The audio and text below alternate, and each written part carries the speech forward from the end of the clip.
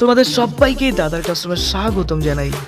অনেক সময় অনেক বোরিং টপিক আমাদের অনিচ্ছা সত্ত্বেও কিন্তু পড়তে হয়। সেই টপিকগুলো বুঝে বুঝে পড়ো আর বিন্দাস বানিয়ে বানিয়ে লেখো। আজকে ক্লাস 9 এর ফার্স্ট ইউনিট টেস্টের ইতিহাসের মোস্ট মোস্ট মোস্ট ইম্পর্টেন্ট কোশ্চেনের সাজেশন দেবো। আমি মেনলি 2 নম্বর, 4 নম্বর এবং তার সঙ্গে 8 নম্বরের যে প্রশ্নগুলো বিগত বছর বিভিন্ন স্কুলে এসছে, যে প্রশ্নগুলো এই বছর আসার চান্স ম্যাক্সিমাম অর্থাৎ সব থেকে বেশি, তারই একটি সুন্দর সাজেশন দিচ্ছি। চলো শুরু করছি ক্লাস 9 এর ফার্স্ট ইউনিট টেস্টের ইতিহাসের মোস্ট ইম্পর্টেন্ট কোশ্চেনের সাজেশন। মন দিয়ে পড়তে হবে, ওকে? আর শর্ট প্রশ্নগুলো অবশ্যই ভালো করে খুঁটে খুঁটে পড়ে নিও। আমি শুধুমাত্র বড় প্রশ্ন সাজেশন দিচ্ছি। চলো ক্লাস 9 এর ফার্স্ট ইউনিট টেস্টে ইতিহাসে কোন কোন চ্যাপ্টার রয়েছে, অর্থাৎ সিলেবাসটা কি।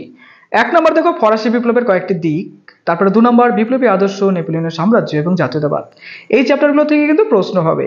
এবার প্রথম চ্যাপ্টার ফরাসি বিপ্লবের কয়েকটি দিক, এখানকার 2 এবং 4 নম্বরের কোন প্রশ্নগুলো মোস্ট ইম্পর্টেন্ট, কোনগুলো সব থেকে বেশি পড়তে হবে।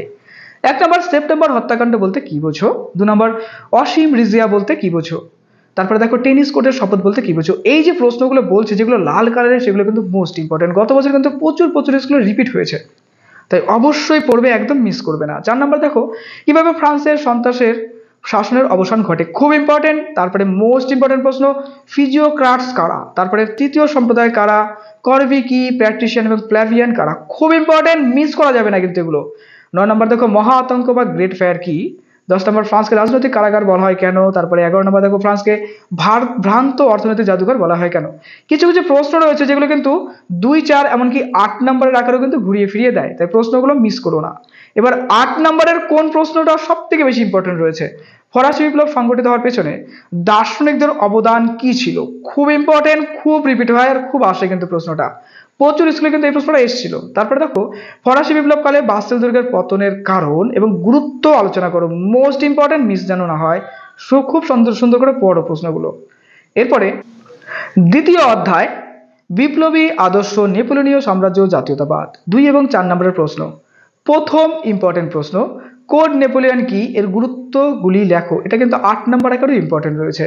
2 নম্বর নেপোলিয়নকে বিপ্লবের সন্তান বলা হয় কেন, তারপরে রাইন রাষ্ট্রসংঘ বা কনফেডারেশন অফ রাইন কি, 4 নম্বর শত দিবসের রাজত্ব বলতে কি বোঝো, 5 নম্বর লিপজিগ এর যুদ্ধকে জাতিসমূহের যুদ্ধ বলা হয় কেন, 6 নম্বর নেপোলিয়নের পতনে মহাদেশীয় অবরোধ ব্যবস্থার ভূমিকা কি ছিল, তারপরে দেখো 7 নম্বর মোস্ট ইম্পর্টেন্ট মহাদেশীয় অবরোধ ব্যবস্থা বলতে কি বোঝো। 8 নম্বর নেপোলিয়ন কিভাবে ইউরোপকে পুনর্গঠন করেছিলেন, 9 নম্বর নেপোলিয়নকে বিপ্লবের ধ্বংসকারী বলা হয় কেন।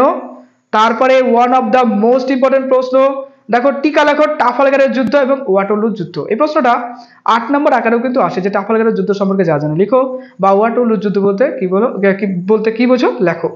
এবার লক্ষ্য করো এই যে প্রশ্ন দুটো আমি বললাম, এই প্রশ্নগুলো যখন 8 নম্বর আকারে আসবে একটু বেশি করে লিখতে হবে, একটু ডিটেলস লিখতে হবে, ওকে? অবশ্যই পয়েন্টগুলো যদি পারো দিবে। এবার দেখো 8 নম্বরের গুরুত্বপূর্ণ প্রশ্ন এই চ্যাপ্টারের।